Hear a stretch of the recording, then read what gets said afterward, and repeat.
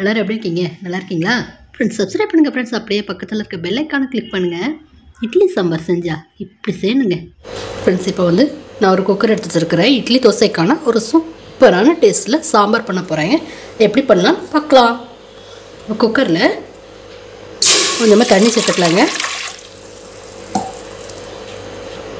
இப்போ நான் சேர்த்துன தண்ணியில் 2 பச்சை மிளகாய் சேர்த்துக்கலாம். அது கூடயே 2 தக்காளி பழங்க. இந்த மாதிரி கட் பண்ணிங்கன்னா ஸ்கின் எடுக்கிறதுக்கு ஈஸியாக இருக்கும். நல்லா அவிஞ்சதுக்கப்புறம் தோல் எடுக்கிறதுக்கு ஈஸியாக இருக்குங்க.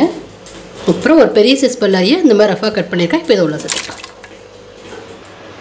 கூட கொஞ்சமாக உப்பு, கருத்தப்ப ஒரு 1/2 டீஸ்பூன் மஞ்சள் பொடி, 1/4 டீஸ்பூன் வெந்தயம், 1/2 டீஸ்பூன் முழுசாக தனியாங்க. அவ்வளோதாங்க, எல்லா பொருளையும் உள்ளே சேர்த்துட்டேன். இப்போ இதை லேசாக மிக்ஸ் பண்ணி கொடுத்துக்கலாம். இப்போ குக்கரை க்ளோஸ் பண்ணிவிட்டு ஒரு 6 விசில் வச்சு வேக வச்சுக்கலாங்க.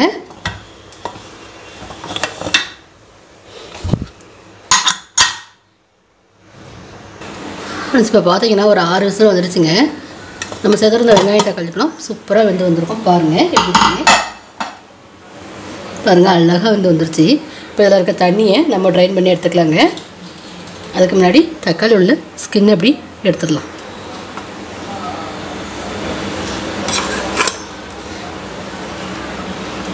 இப்போ வேக வச்சுருக்கிறதுனால தக்காளி உள்ள ஸ்கின் இந்த மாதிரி அழகாக கலந்துட்டு வந்துடுங்க. பாருங்கள், ஓவன்லேயே அழகாக ஸ்கின்னு ரிமூவ் பண்ணிடலாங்க. ஃப்ரெண்ட்ஸ் இப்போ பார்த்தீங்கன்னா அடியில் ஒரு பாத்திரம் வச்சுருக்கேன். மேலே ட்ரைன் பண்ணதுக்கு நெட் எடுத்து வச்சுருக்கேங்க. இப்போ இதில் ட்ரைன் பண்ணிக்கலாம்.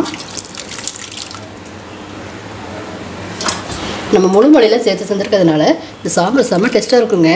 நீங்கள் இப்படி ஒரு ட்ரிப்பு ட்ரை பண்ணி பாருங்கள். இப்போ மேலே இருக்கிறத தனியாக ஒரு பிளேட்டுக்கு மாற்றிக்கலாங்க. பாருங்கள், தண்ணி தனியாக வந்துடுச்சு. பாருங்கள், நம்ம வேக வச்ச வெங்காயம் தக்காளி பச்சை மிளகாய் தனியாக இருக்குங்க. இப்போ இதை ஒரு பிளேட்டுக்கு மாற்றிட்டு நல்லா ஆற வச்சுட்டு அரைச்சிக்கலாங்க. ஃப்ரெண்ட்ஸ் இப்போ பார்த்தீங்கன்னா நான் ஆற வச்சுருந்த வெங்காயம் தக்காளி பழத்தை இந்த பாருங்கள் இந்த மாதிரி நல்ல ஃபைன் பேஸ்ட்டாக அரைச்சி எடுத்துட்டேங்க. இப்போ நம்ம சாம்பார் செய்யறதுக்கு ஸ்டார்ட் பண்ணலாம். அதுக்காக கடாயை வச்சு நல்லா ஹீட் பண்ணிவிட்டேன். அதில் ஒரு 2 ஸ்பூன் போல் கடலை எண்ணெய் சேர்த்துக்கலாம். ஃப்ரெண்ட்ஸ் நான் சேர்த்துருந்த ஆயிலில் இப்போ கொஞ்சமாக கடுகு சேர்த்துக்கலாம்.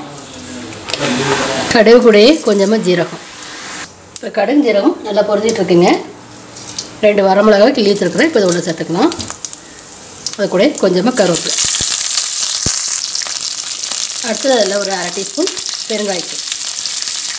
இப்போ எல்லாம் உள்ளே சேர்த்துட்டேன். இப்போ நம்ம வேக வைக்கும் போது எடுத்துருந்த தண்ணியை இப்போ உள்ளே சேர்த்துக்கலாம்.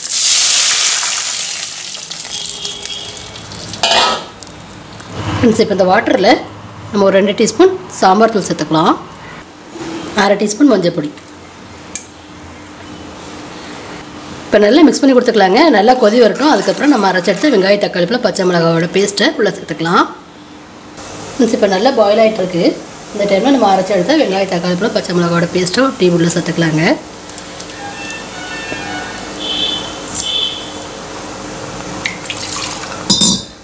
இது கூட இப்போ சாம்பார் தேவையான தண்ணியும் சேர்த்துக்கலாம்.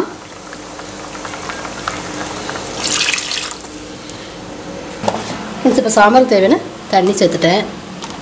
நல்லா மிக்ஸ் பண்ணி கொடுத்துக்கலாங்க. இப்போ கொஞ்சமாக உப்பு சேர்த்துக்கலாம். நல்லா கொதி வரட்டும். அதுக்கப்புறம் என்ன செய்யறது பார்க்கலாம்.